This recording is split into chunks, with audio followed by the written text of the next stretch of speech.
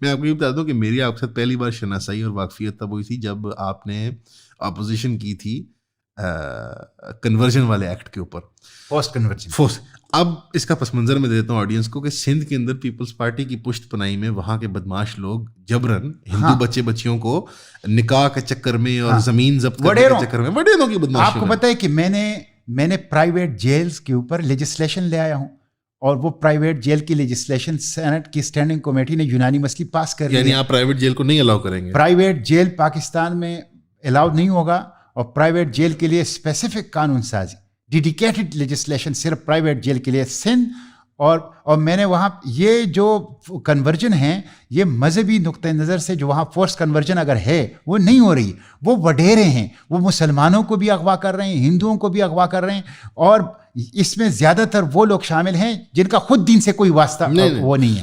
اس کو force conversion کی قطعاً کوئی اجازت نہیں دی، لیکن آپ فورس کنورژن کی آڑ لے کے جو قانون سازی آپ کر رہے تھے نا، جج بتائے گا کہ کلمہ وہ پڑھنا یہ ہے تھا کہ کوئی بندہ اسلام قبول نہیں کر سکتا جب تک وہ جج کے پاس جائے نا، اپنا شناختی کارڈ، اپنا کاروبار اور اپنے بال بچوں کی پوری تفصیل نہ دیں. پھر اسے 120 دن جج اپنی کسٹڈی میں رکھے گا، دونوں مذاہب کی کتابیں اس کو دے گا، دونوں کی، اور وہ اس کو پڑھے گا. اس کے بعد جا کے اس سے پھر پوچھے گا، اور اس کے بغیر اگر کسی نے مسلمان کر دیا تو اس مولوی کو اتنی، تو یار یہ کون سا طریقہ ہے اور یہ کہاں ہو رہا ہے؟ تو یہ جو ہیں وہ فورس کنورژن کے میں اب بھی خلاف ہوں، اور میں لوگوں سے کہتا ہوں کہ جہاں پہ فورس کنورژن ہو مجھ سے رابطہ کریں، میں ان کے ساتھ کھڑا ہوں گا. یہ اسلام کی تعلیمات ہے، لا اکراہ فی الدین. اسلام جو ہے وہ تصدیق قلب، اقرار باللسان. وہ تصدیق قلب ہوگا تو زبان سے اقرار ہوگا. اسلام اس کی بالکل اجازت نہیں دیتا. اسلام ہے ہی ایسا دین نہیں کہ اسے زبردستی کسی کے اوپر ٹونسا جائے. دیکھیں آج جو عرب کنٹریز ہے، جو کہ عرب لیگ ہے، یہ تقریباً 22 ممالک ہیں. ان کی زبان عربی نہیں تھی، آج ان کی زبان عربی اور 22 ممالک ہیں. قبضہ تو برطانیہ نے بھی کیا نا، تو کتنے رہے؟ تو دیکھیں اسلام اس کا قائل ہی نہیں ہے. اسلام تو اللہ کے پیغمبر صلی اللہ علیہ وسلم نے تو فرمایا کہ جس غیر مسلم کے ساتھ، اقلیتی برادری کے کسی فرد کے ساتھ اگر کوئی ظلم کیا مسلمانوں نے، تو حشر کے دن میں اس کا وکیل بنوں گا. تو اللہ کے پیغمبر صلی اللہ علیہ وسلم کے اتباع میں ہم سب وکلا ہیں اقلیتوں کے.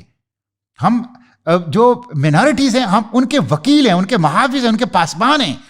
تو اب دیکھیں یہ جو جڑاں والا کا واقعہ ہوا ہے، مجھے بہت خوشی ہوئی کہ پورے پاکستان نے بڑے زبردست اتحاد و اتفاق سے بلا تفریق اقلیتوں کے ساتھ کھڑے ہو گئے. وہ علیحدہ بات ہے کہ بعد میں پتہ چلا کہ وہ واقعہ خود انہی کی لوگوں نے اپنے آپس میں جو سازشیں اور اپنے آپس میں ایک دوسرے کے لک پلنگ کی وجہ سے. میں اس میں ایک اور اینگل ڈالتا ہوں کہ وہ ایک اکنامک آؤٹ برسٹ تھی. جڑاں والا ایک فیکٹری ٹاؤن ہے غریب مزدوروں کا. پچھلے مہینے بیفور دا رائٹس ان کا ایک اور ریلی ہوئی تھی جو کریک ڈاؤن ہو گئی تھی اپنی ویجز بڑھانے کے لیے. وہ فیصل آباد کو لیبر پرووائڈ کرتے ہیں، غریب لوگ ہیں وہاں پہ. ان کا مذہب سے اس طرح ہی تعلق ہے جس طرح کے انٹیریئر سندھ کے لوگوں کا تعلق ہے.